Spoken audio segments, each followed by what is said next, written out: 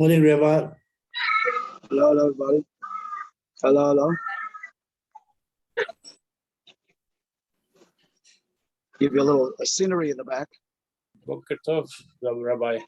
But it's all, everybody. How's everyone doing? Good Yeah. morning, Rabbi. Is it Yeah. my computer or is it the sound very bad? Huh? Can you hear me? It's not good at all. Sounds not good? No, not very good, but can still Uh, hear you. I'll try. Let's see what I can do. Huh? Yeah, okay. Just give me a second over here. Sure. Give me a second.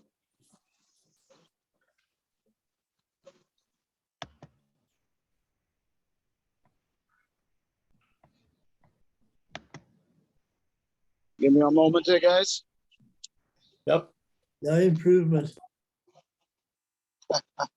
Now there's no picture either.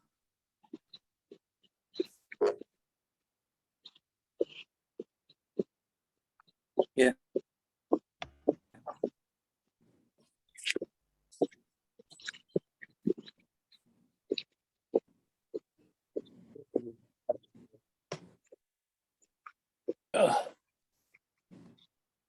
No.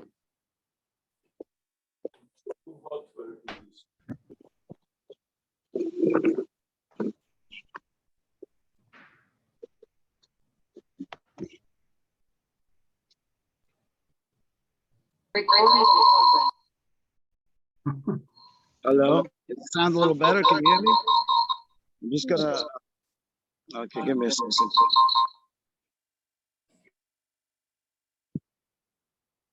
Okay.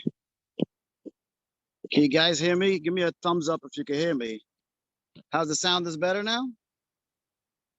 Okay, Baruch Hashem. Okay, so we were working our way through talking about the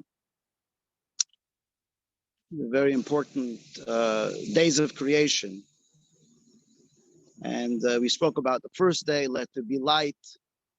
And the second day was let there be a firmament, a separation between the earth and the heavens.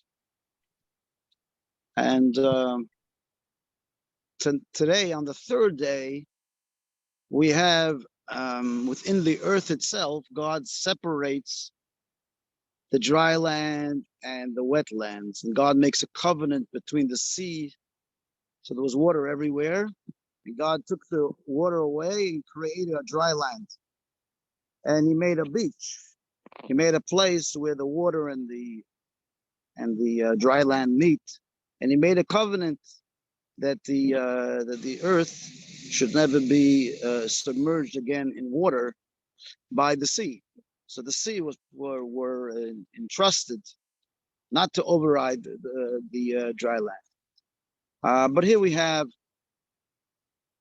the most important thing that we possibly can have is about creating a proper earth, bringing heaven down to earth. That's what we started a little bit last week, about creating a heaven and an earth. And one of the biggest things that we as Jews do, that even though God separated the heaven and the earth on the second day, it's our job to try to reunite heaven and earth again.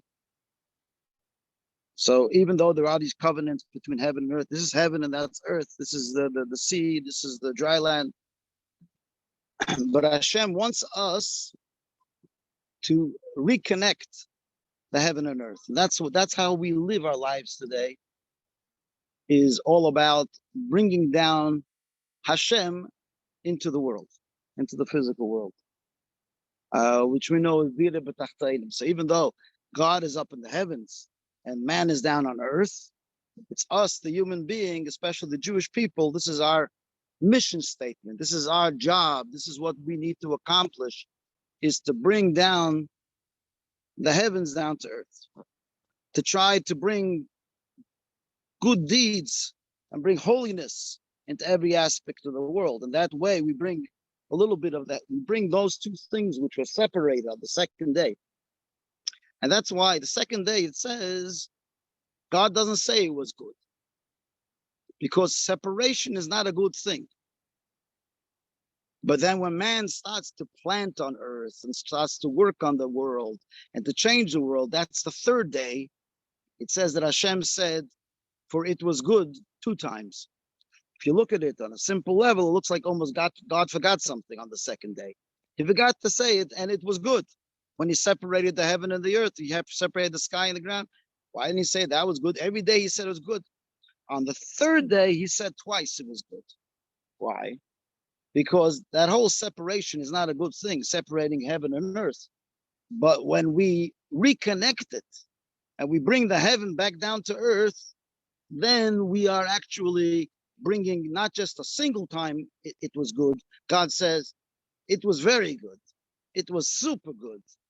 The world is now a better world than it was before. And that's what the life is all about, is that when we help out another person, another lonely person, we help out another Jew, we help them do another mitzvah, then we are changing the world for the good.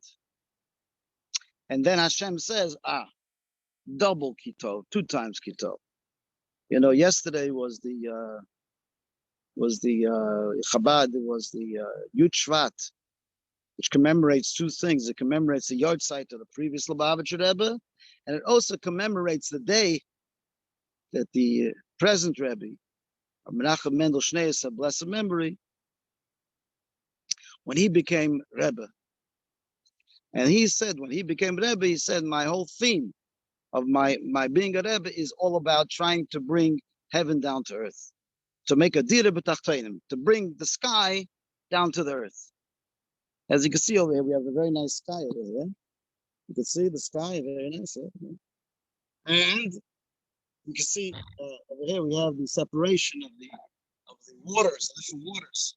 So we can, if you follow me now, just to give a little hands-on thing over here, you see? Yeah. You see over here. So very, you see, all earth, there's water, there's all kinds of different things going on over here. I'll give you just a little, you know. So, can you guys hear me, by the way? You can hear me? Thumbs up, yeah? Hear me? Are we okay? Good, very good. So let's go back to our conversation here. So when the Rebbe became Rebbe, he said, my whole goal is to try to figure out a way to make the world a better place and to bring heaven down to earth. He called it Dira B'Tachtonim, a dwelling place for Hashem here down on earth. And in his very, very first mimer, his very, very first teaching, that was the whole theme that he spoke about. And he spoke about all the 7 previous Rebbes and about how each one of them, each one gave up of themselves to do a favor for someone else. He told the story of the Alter Rebbe in this mimer about how the Alter Rebbe, the first Rebbe, it was on Yom Kippur night, and everybody was waiting for the rabbi to come to shul. And it's getting later and later and later, and they can't find the rabbi. The rabbi is not coming to shul. Imagine a rabbi is not coming to shul. And they send messengers to go find the rabbi. They go looking here and there, can't find the rabbi. But finally, somebody said, they saw the rabbi go into a certain house. And they go follow the rabbi, they go there, they find him. What's the rabbi doing? It was in Kippur night. There was a lady that was giving birth to a baby. So the Alter Rebbe went on Yom Kippur and he chopped wood to make a fire for this lady who was having the baby, because it was freezing cold in her house. And he broke his Yom Kippur, and he broke the Yom Kippur of the whole shul, because the rabbi wasn't there. Why was he there? What was he doing?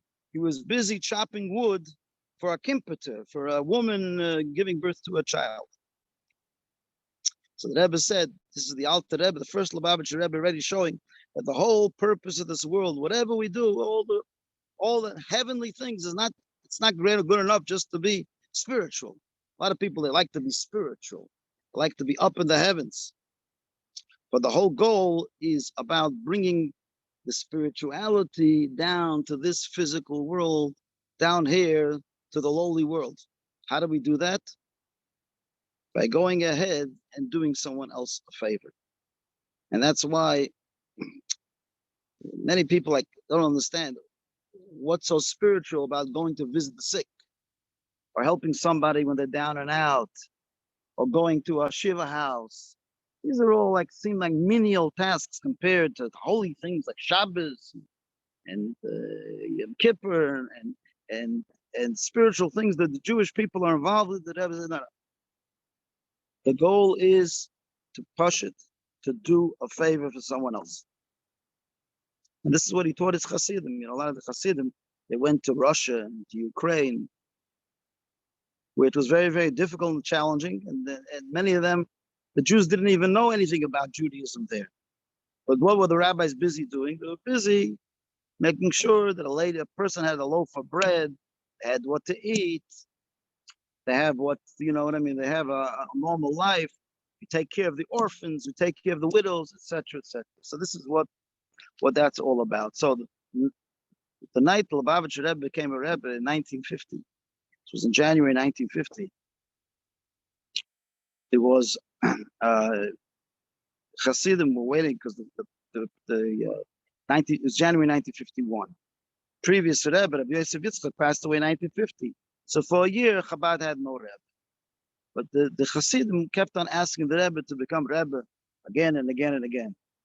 So a year later, after the previous Rebbe passed away, on his yard site, a whole group of Hasidim came to the Rebbe and says, Rebbe, we need to have a Rebbe. And they went, the Rebbetzin even was pushing the Rebbe to be a Rebbe. And but finally they heard the good news that the Rebbe was going to make a Fabrengen. And not only in Fabrengen, but he was going to deliver a special Hasidic discourse that night. So everybody was very excited. A lot of people don't know the background of how the Rebbe prepared for his first Fabrengen, for his first session with the Hasidim in January 1950. So the night before the Fabrengen, there was a phone call at the secretariat. And there was a young bacher that was not far from there, and he hears the phone is ringing incessantly. The phone keeps on ringing and ringing and ringing nonstop. And this boy is a young boy, maybe he's like 20 years old. He's sitting around there, and he hears the phone's ringing. So he goes into the office and he answers the phone. Who answers the phone? It was the future Lubavitcher Rebbe, Menachem Mendel Schneerson. He's on the phone. He says the name of the fellow was Moshe Groner, Zabachen. And the Rebbe says, I need a little hand over here. Can you come to my apartment? So he goes to the Rebbe's apartment. Okay, so this is the night before the Rebbe is going to become Rebbe and announce it. It's a whole big. Comes into his apartment, and he sees over there there's books all over the table. The Rebbe must have been preparing for the talks he was going to give that night. Books all over his table, and he comes inside, and he says, the Rebbe says to this Moshe Groner, he says, I have this old lady. It's very sick. She needs to speak to a doctor. And I can't find the number of this doctor. Maybe you could help me track down the number of this doctor. And we can get the doctor on the phone, and I want to speak to him.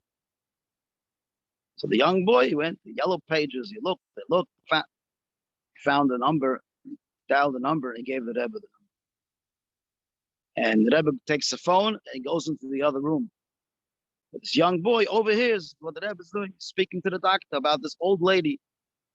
About some old lady that they just called the Rebbe, and she's having medical problems, and she needs to be helped. And so the Rebbe spends like a half an hour there in the other room talking to the doctor about her condition, about this and that. And the end, the doctor says, Rabbi, if you want to solve the problem, bring the old lady over to me, and I'll see what I could do for her. It's late at night, but I'll take care of her. So the Rebbe comes back into the room. He didn't know that Moshe Groner was listening to the whole conversation. And the Rebbe says, I have an emergency. I have to leave now. I can't really prepare for my Fabrengen. He said, here's a few things. I need to look up footnotes for different subjects I'm going to speak. I need you to look up the original sources for it. So he was a learned boy, and the Rebbe gave him the work to do. And the Rebbe went out and picked up the old lady and went to the doctor and spent a couple of hours there. And then he came back to Moshe Groner. When he came back, he told him, Groner told him all the places he looked up for the Rebbe, etc., etc. So you think about it for a moment. This was like the big night for the Rebbe. His debut. He was going to. So what did he do? Instead of being busy a whole night with preparing a deeper insight into what he's going to say, or prepare more organized what he's going to say to the people, no. Instead, what did he do? He busied himself with helping an old lady go to a doctor. An old lady that he barely even knew, they called him up for a favor. So why am I telling you this? Because the whole Maimer that Rebbe was talking about, so there wasn't something just that he spoke about. The previous Rebbe's did this, the Alter Rebbe did this, the Mittler Rebbe did this. They gave up of themselves to help someone else, but actually it was more than that. It was a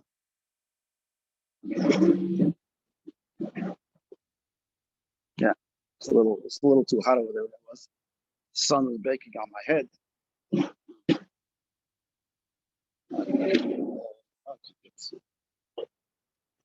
Yeah. So this is a real Rebbe. He doesn't just talk the talk, but he walks the walk. He himself, whatever he spoke about that night, about bringing the Shekhinah down to this world, bringing the light into the world, it's something he did himself on that night. On the night of the Vabrengen, he gave up his whole preparations to help another old lady go to a doctor. So you think about that. So this is what the mission statement of the Rebbe was about helping another Jew. At that Fabrengen, the Rebbe spoke, and he spoke also about he said that when he comes Rebbe, he has a mission statement. He says in America it is a tradition that you have to make a mission statement of what you're going to do. What's your plans? What are you going to do? How are you going to change the world? So he said over there that we know that there are three loves. There's the love of Hashem, there's the love of the Torah, and there's the love of the Jewish people. So the Rebbe said there are many people that think they believe in the love of Hashem and the love of the Torah. I think that's very important. It's three loves that you have. If you look in the Torah, the word v'ahavta, and you shall love, it's 3 times. And you shall love Hashem with all your heart and all your soul and all your might. We all know that in Shema, right? V'ahavta. And then we know it says also that you shall have great. Everybody knows it's a mitzvah to love the Torah, right? You shall love the Torah. Every Jew comes to shul, they kiss the Torah. We express love for the Torah scroll. And then there is the third love.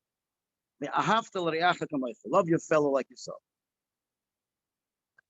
So the Rebbe said that there are many people that believe that religiosity is only about loving Hashem and loving the Torah. And they forget that there's a third love involved, the love of a fellow Jew, to help someone else. The Rebbe said, my mission statement is that people should realize, no, all the 3 loves, one is tied to the other. You can't truly love Hashem and love the Torah without loving a fellow Jew. That they all need to be tied one with another.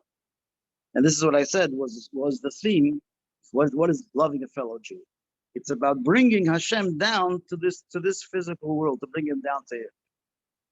You know, there's the ability. Say Hashem is infinite. He is infinite. So how infinite is he? He's everywhere. Hashem is everywhere. We all know Hashem is here. Hashem is there. He's everywhere. But it's not enough just to say Hashem is everywhere. Hashem is the greatness of Hashem is when you're able to bring down the heavenly things all the way down to earth. It's like you have sometimes a great teacher comes into a classroom, and that teacher is able to amaze the students with their great knowledge. What a genius they are. That they're infinite brains, they're infinite intelligence, that they are beyond and beyond. Then there's another ability of a teacher, another infinity, and that is being able to bring the highest things down from the highest heavens all the way down to the physical earth. And that is like the same thing as a teacher. What is a great teacher? A great teacher is somebody who's able to teach the simplest student in the class and bring down the deepest infinite ideas to a little child, that the child can say, wow, you know. Sometimes people look at the Torah and they say, it's a book of stories. Storybook, nothing deep about the Torah, it's just storybooks. But that's exactly where the genius of the stories of the Torah is. The genius is that God was able to take the deepest of deep ideas and bring it into little stories that kids can even talk about. Like you come home and on Shabbos, you sit with your children or your grandchildren, and you talk about the Parsha, so you can talk about it on the highest level, and you can talk about it just the stories, right? Where is the genius? Is the genius in the deepest parts of the Torah, or the genius is in the story? Perhaps one can say the genius is in the story, because the story is the ability to take the highest deep ideas and to bring it down into something that even a child can relate to. And that is what Judaism is all about. It's about bringing the highest of high down to the simplest of simplest. And that's why from all the loves, the love of God, the love of Torah, the love of a fellow, that's where it's at. To take care of a person, another person that's down and out, this is the greatest mission of the Torah. And this is the story of the third day. The second day was about a day of separation of heaven and earth. And that was a sad thing in a way, that God separated heaven and earth. The third day was about planting on the earth. As we see, that's what happens on the third day. God starts to plant all the vegetation and all the different trees, and to make trees with seeds in it, and take those seeds and then to plant them again and to have more trees and more plants. This is the power of infinity that's in the earth. People that work with their hands and they work with the earth. And some people think, oh, they're just farmers. But farmers see the hand of God every day. They see life being resuscitated every day. They see little seeds turning into massive trees and plants. That's what the third day is about. The third day, second day is separating heavens and earth. The third day is about reuniting the heavens and earth. And this is tied to the Yud Shvat, which is the Farbrengen of the Rebbe, which we spoke about, that the Rebbe taught that the whole goal of creation is about bringing down heaven to earth, bringing it down to help a simple person, a simple Jew, and to bring down the hand of Hashem in this world. Okay, Rabbi Isai, what happened to Eddie? Is Eddie still there? Did I lose Eddie? Maybe. Okay, thank you. Anybody have any questions? Yeah, Rabbi. There you are. Okay. Any Well, question? You need to get something to clear your voice. It sounds like you've got a terrible cold. I'm trying to burn it out a little bit. Yeah. Okay. Anybody? Any questions? Anybody? We're good. Thanks very much. Thank you, Okay. Rabbi. Shabbat shalom. Okay. Yes, enjoy yourself, Rabbi. Thank you very much. Bye bye. Bye bye. Nemám questions, ale neviem sa pýtať človeka, ktorý tam trpí na slnku. Thanks, Rabbi. Oh, Thank so- Thank you very much. okay. Shabbat shalom.